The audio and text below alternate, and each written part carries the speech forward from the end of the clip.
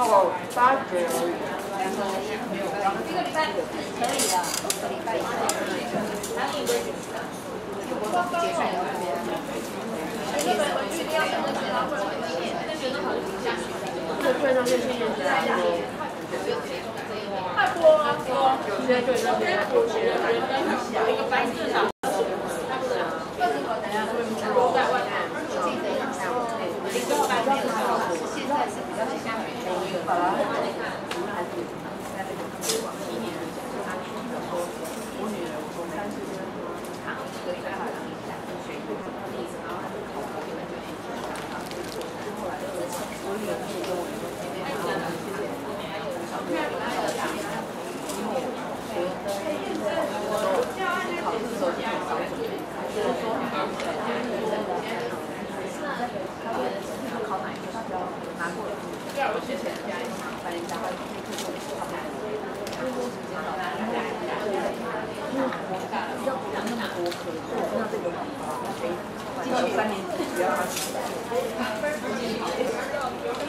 我觉得还好。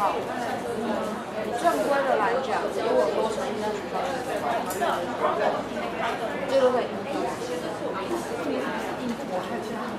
我说这个可以应付的，就是不会比他们很难，都跟得上，随时不见得你需要。像如果你不想看学生，就是你的。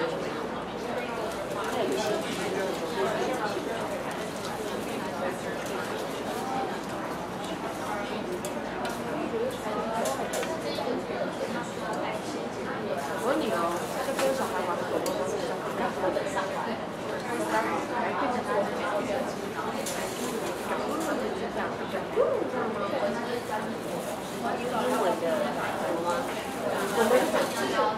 ，So do you think you guys are, do you think everyone is ready to share maybe at least one idea? Okay, so we're gonna.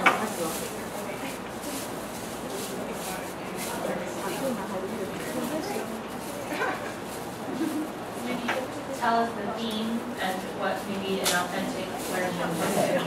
Okay, everyone, I am Yvonne. Okay, and I have to introduce myself first because now I am teaching gifted students, talented students. So I am not like the normal English teachers because I have to create a lot of assignments for my students because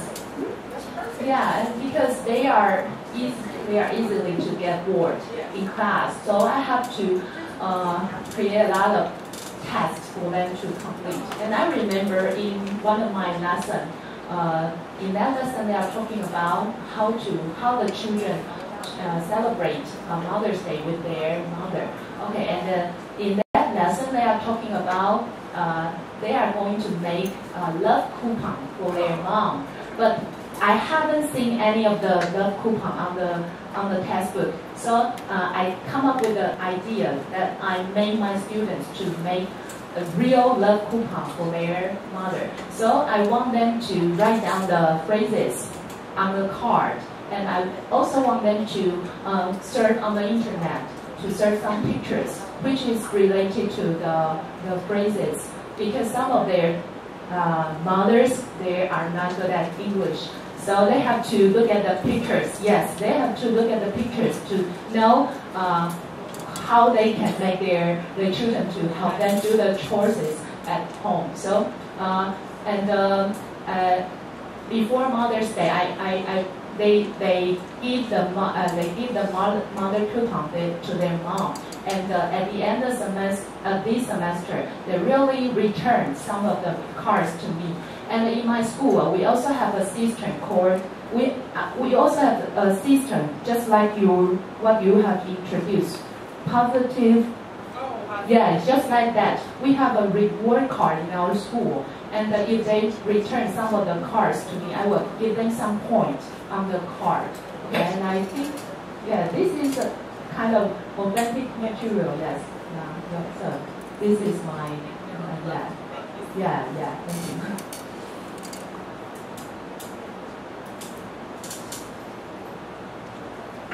Okay, good afternoon, everybody. I am a junior high school student, just as you. Oh, no, now I'm a student now, yes. I think that if I teach the textbook, the most interesting part is the thing of traveling, such as Xue Ba National Park. So maybe we can introduce the website. On the website, there are many information about Xue Ba, the English version, yeah. And besides national park, when there are something interesting, such as museum. In the museum, we can see a lot of brochures. Yes, of course, English version. And another traveling thing is the tourist center. If you are a foreigner and when you come to Taipei, maybe we can introduce them. Where is the interesting place that you can visit? Yeah, such as that. So maybe traveling part it is, yeah. That would have been a great project that when you were coming, they could have prepared travel brochures for us, huh? Yeah. Where we should visit. But that's a great idea. And one of the things that we do a lot is providing choice. So when doing something like that, we might tell them to choose a site, Yomi Mountain or Lynn Family Garden, whatever they choose. You know, that if someone were visiting, where would you choose to take them and what would you present in English for them? And they may all come up with different ideas too. And it would be interesting if they presented their ideas in class. The one you had or each one would have something different to share. So that's a great idea, travel. So they could have an idea. You could also give them choices on how to present it. They could prepare a brochure. Maybe someone else wants to make a PowerPoint. Maybe someone else wants to make a poster. You know, they could do lots of different ways. So give them choice, because that's the other great thing that we learned yesterday. We'll talk some more about how people learn differently. So it's nice to give people ideas of ways to express themselves the way that they enjoy, but accomplishing the same objective of having them look in their community for things that they can share about travel. That's great in Taiwan.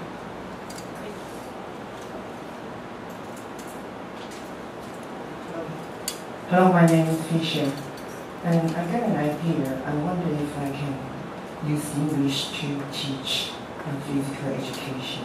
Can I? I just wonder what's the meaning if the children can understand it, and I try to find the imperative orders on the website. I still didn't do it. Okay, it's my idea. And second, I got a question. Is there any tip to how SO students to learn vocabulary? How can we help them to memorize vocabulary? Or it's unnecessary for us to ask them to recite vocabulary? Just ask them to through reading for fun. That's my question. And the third question is, if foreign students go to study in UK or United States, would SO teacher to correct their grammar in speaking or in writing? I wonder. Or they just think you can improve your English gradually. Thank you. Well, the last one first. I think it probably depends on the teacher on whether they would correct them. But I think a lot of the students learn by seeing the examples of how it's written correctly, and when they hear how it's pronounced, they go, oh, you say this way. So we do sometimes correct them, but a lot of times, so that we're not always saying no, no, no, no, no, wrong, wrong, wrong. We'll just sometimes correct, maybe for the benefit of the whole class, and say, oh, that was great, and or I might repeat it and say it correctly instead of saying that was wrong. So if someone said, she's pretty, I would say, oh, she is pretty. And you just correct them sometimes that way. So when they come, and all of our students are like that.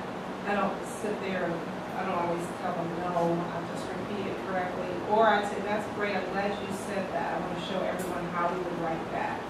And then I might write it correctly. And then sometimes I have the students correct each other. Say, okay, did anyone write it differently? Is how I might say when it's wrong.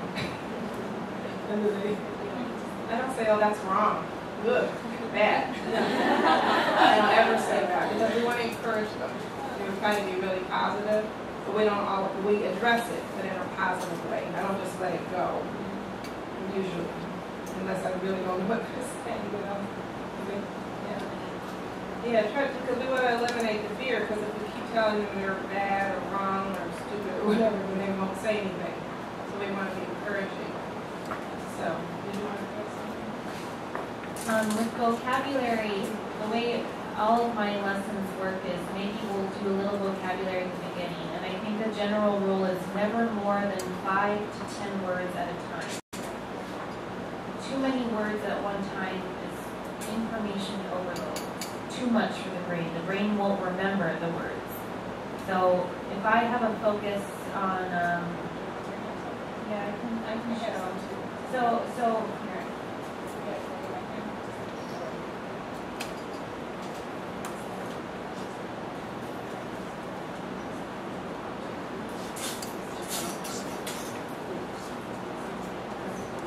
So before my lesson on the water cycle, maybe I have 5 words that are in focus. And I'll ask the students before we do anything, look in the dictionary, find the definition, draw a picture to identify the word, and maybe they have to tell me the word in their language, the translation. Then we'll do an activity that is the water cycle. They have to not only do they find the definition for condensation, precipitation, evaporation, they drew a picture, they told me in their language, so now we do an activity so that we see that is precipitation, that was condensation, that was evaporation. So they experience the vocabulary. And then maybe after the lesson I'll say, okay, now you have to write a sentence, use evaporation in your sentence, use precipitation in 7 to 10 words. They said, oh, 7 to 10 times. Oh. Yeah. And we share a lot of vocabulary ideas, so or strategies. There's a lot of different ways. Here's when I taught heredity. One thing that we did was a heredity word splash. And the students had to draw a line between 2 words and make a sentence to link or connect them. Right, 5 sentences total. So I remember when I first was learning, I was working with another teacher, and she likes to have the students use 2 words in 1 sentence. So they really show that they show how they demonstrate the meaning of the word in a different way. So we did an example together in class, and then the students actually worked in pairs. They worked together to make 5 more sentences. But I like the word splash. That's just one idea. Because these are hard words. So maybe the student would draw a line between recessive and trait. And they have to say, an example of a recessive trait is blue eyes. Or maybe they draw a line between, I'm trying to remember the word. Heterozygous gene. A heterozygous gene is, oh no, that's not right, is when I have an uppercase letter and a lowercase letter, like big A, little a. So they show me that they know the genetics and they can write the word. And with the grammar, I have, with my students as low-level English speakers, I have low expectations. Where they are is what I expect. And I'll help them. But as their science teacher, I don't feel as much pressure to teach the grammar. But I do take the time. If I see the same mistakes over and over, I stop and I say, okay, we need to practice that grammar. And I let the students show me what they know and what they don't know and what they need support in.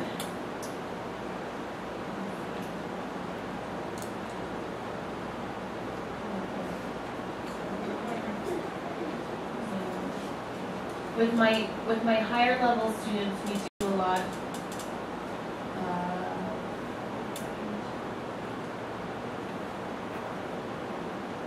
We do more.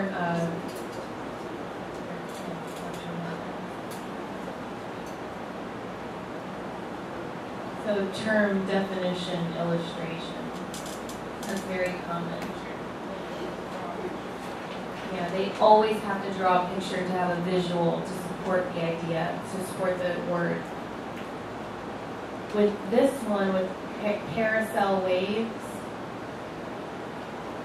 the students had posters, and this was the activity we did yesterday with the carousel. So I had the student, the vocabulary word was on a poster. For example, transverse wave. The students had a book with them, and I found materials. I gave them a textbook. Maybe they worked in groups of 3. One person had the textbook. One person had it was a printout. I went to a website and I found information on waves, and I had 2 different website sources. So the students worked in groups of 3. They went to the poster that said transverse wave. Maybe one person looked in their book and they said, okay, let's find the definitions to transverse wave. They wrote the definition. They could also, and then the next group comes, and it's the same poster, and they can't repeat. So the definition's already there, so we're going to draw a picture. Let's look in our information. What does it look like? So they would draw a picture of a transverse wave. And many groups visited the poster, and they could not repeat, but they needed to demonstrate what a transverse wave was. Yeah. Yeah, maybe they give an example, or they have to use it in a sentence. And those are all ways to use the vocabulary word. And then when they finished writing on the posters, I gave the students this worksheet. And they could choose 2 facts. I said, write 2 interesting facts about each term and draw a picture. So many groups visited the poster about transverse wave. There were many ideas. They chose 2 facts that they understood. I said, choose the 2 that make more sense to you, that make the most sense to you. And they had to, this was what I used for my assessment when they finished this worksheet. So it's another idea for a vocabulary activity that I do.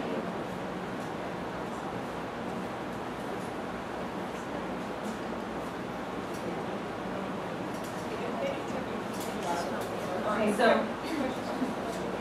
you said you wanted to use physical education to teach English? So like when they stretch, or when they, the different sports? Can I find the imperative orders? Imperative orders? I don't know if it's the correct term. Maybe like command. Stand up, salute, like American Army. Can I find the website? A website about physical education? I can find the book. Oh, because there's no book. I feel when our students do physical education, the only time they get a book that they work with is when they're in health class, and they learn about the body. But I don't know if there's a book about physical. There's got to be something. I don't know. I'm not familiar though. But I would use, if I wanted to teach something about physical education, I would use the internet a lot, find a website or something. I don't know. I don't know a good website for physical education. I'm sure I could look on Google. Have you tried looking? What's the keywords? Maybe health education or... Oh, for physical education or gym. Well, I can bring up a lot of other things. Physical education. That's what we call it. We call it physical education.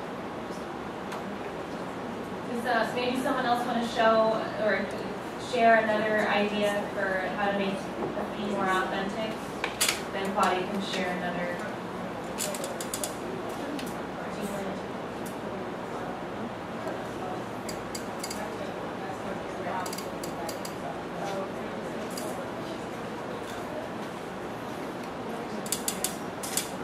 She's just looking for a document, but let's share more ideas. It's time for lunch, so we have an idea about a thing about fast food. Yeah, fast food. The theme is time for lunch. Okay.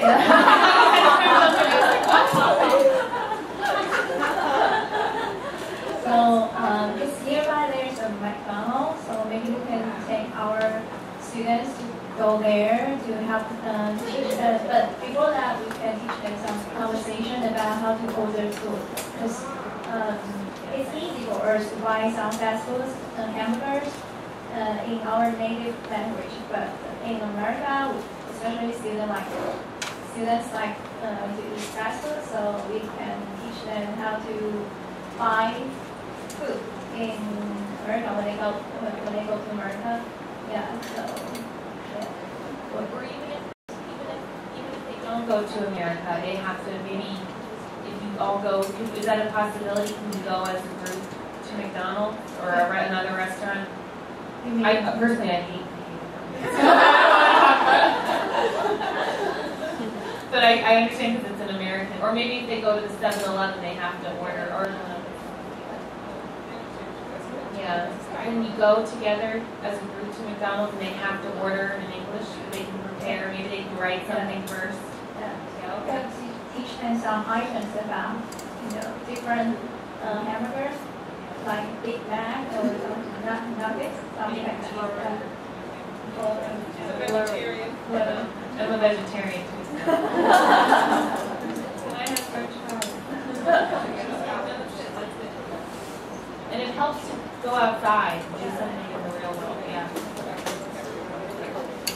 Okay, I found one.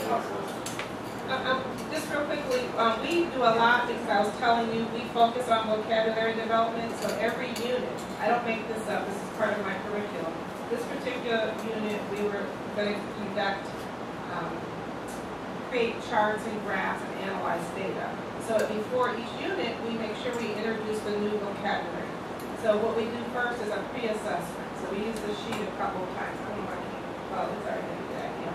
So what we do is we rate their knowledge first, because one of the things is, especially with your gifted students and maybe even many of your others, they might already know a lot of the words. And so we don't need to teach something over and over that they already know. It's boring, especially if they've been to the cram schools and they've already seen the curriculum, whether, in the gifted class, maybe the proficiency is already high. So what we always begin with, and again, we always have 5 to 7 words. In this particular lesson, we had the word conduct, produce, product, percent, data. Those are all our words, our new words for this particular lesson. What I do is I print the sheet and I give it to each student, and they rate.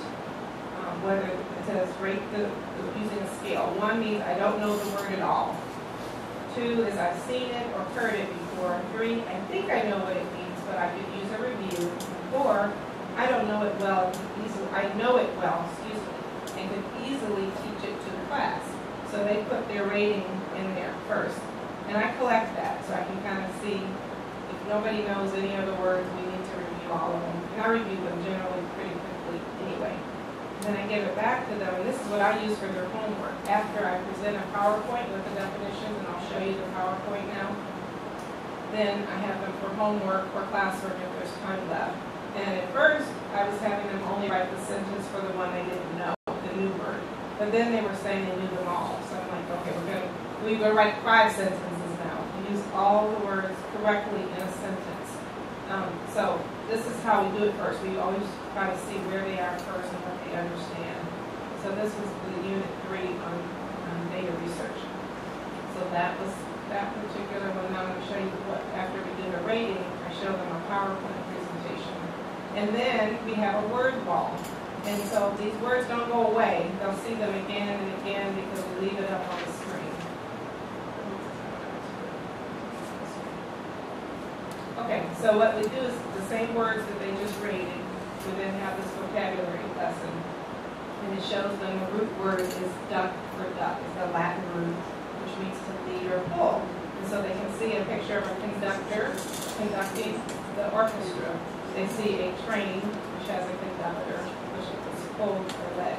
So it talks about, so they get a graphical image as well as a definition. And they have a sheet, I didn't show you this, but I also print, there's a sheet that goes along with this where they have to record the definition. They're not just watching. There's an activity they have to complete for their classwork. They have to fill in the blank, which is the definition on a sheet. I'll see if I can find that to show you. Then conduct tells them the part of speech. It's a verb. It means to organize or do a particular activity. So here we can see they're conducting a meeting or planning. She's conducting research. And so that's the point that sometimes in English a word can be used in more than one way. You're having a meeting, but she's doing something. You're organizing, she's doing something. She's doing her assignment. She's conducting research. And then produce. So we go through each one of the words, and we have a visual representation. this is called, for us, they made it, I was a little slow figuring it out. This is a word wall presentation. I print all of these out in color, I laminate them, and I hang them on the wall in my classroom. So then they can see the picture and the definition, the word, and the part of speech. And it stays up for as long as I have room to keep adding the words. Okay, so they have the visual support, they've written it, they've heard it, they graded it, they had to write a sentence with it, so we're doing it many, many times. And then this is a product, something that is produced. It's a noun, and I've explained to them how it's different than produced, which is a verb. Very similar, but one's a noun.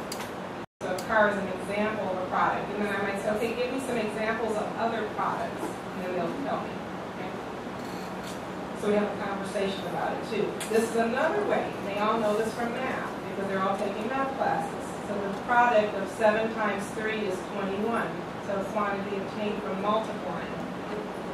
So the math concept is introduced there. And they can see how it's used in their other classes as well. And then percent. Okay, so that's the whole idea. That's the PowerPoint. And then data. We just have examples. So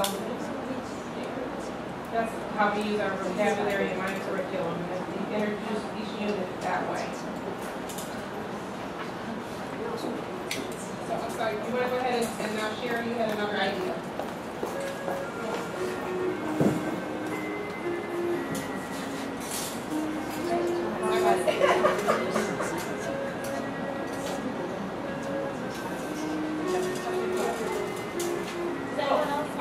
I'm sorry, I just want to show you real quickly. I knew I had it. When I showed them the video, this is the guide they get. So they see the picture, and they have to complete the sentence frame based on the example in the PowerPoint. So that each student is writing this while I'm talking. So they're not just sitting there acting bad. They have something to do, and I collect this, and this is their classwork grade, so I know they were listening and paying attention. Does anyone have another example of how to connect an authentic activity to a theme? Okay. I saw in your book, someone mentioned how it might be difficult to teach dialogue, I'm sorry. Yeah, or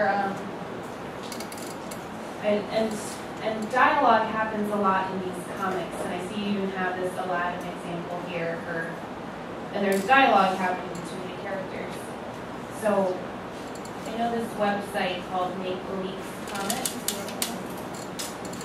and it's comics with an X, and it's a website where students can go and make their own comic strip. So they choose the characters, and they have to have a conversation. And if they have access to a computer at home, or I'm not sure, that's what I was asking, if you could take the class to a computer, a place where computers are available. They could do this in class, or maybe this could be a fun homework assignment for them. But I've used this one time to be viewed out. And I don't know about your students, but my students really like graphic novels also, so this is very similar to a graphic novel. And it could be a fun way for students to make a conversation between characters in a story. And they can have fun choosing characters and making dialogue. One of the other ideas we were saying is you have the example of the Aladdin comic in there, and you can have them then, as the assignment, continue what would happen next. They can continue the dialogue in the story using one of these tools, or even by hand. Either way, if you don't have access to computers. And see, they said you can write in English, Spanish, French, German, Italian, Portuguese, or Latin. So they have many languages available for students. I guess it's a good language activity. Another idea, I was talking, I knew a teacher that taught Romeo and Juliet, and after they read the story, or they read a certain part of the story, one of the homework assignments was pretend Romeo and Juliet are having a conversation using text messaging. So they had to say, Romeo, hey baby, what's up? Or, I don't know. That's what he said to Juliet. And it was a conversation in text messaging. And that's interesting. The kids love, my students love to write text messages. They're always on their phone, and, when they should not be on their phone. But that was a fun assignment for them, because they can show you, they understand the relationship between two characters in a story, or they can continue the story. Maybe you read a story Now let's pretend it's 1 week later. What would the conversation be like? And they can practice their English that way. So that's another good way to practice dialogue between two people. And maybe you have to say, maybe you say, here were 5 of our vocabulary words for this week that you have to use in the dialogue. And that's another way for them to demonstrate that they know how to use the vocabulary word. And it's not, here's the word, what's the definition? That doesn't mean anything to them. But if they show me that they know how to use the word, then that shows me they really can use they'll actually remember it. It'll help them remember and make the word more meaningful for them. So you have to use 5 of our vocabulary words in the dialogue.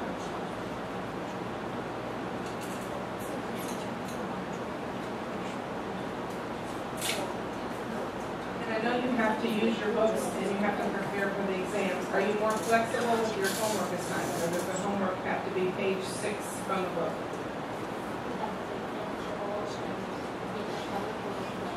Okay, so maybe when they have to finish the book assignment, then they have to assignment that you, a creative assignment that we also add to that. And maybe they have a whole week to complete it, so it's not too much.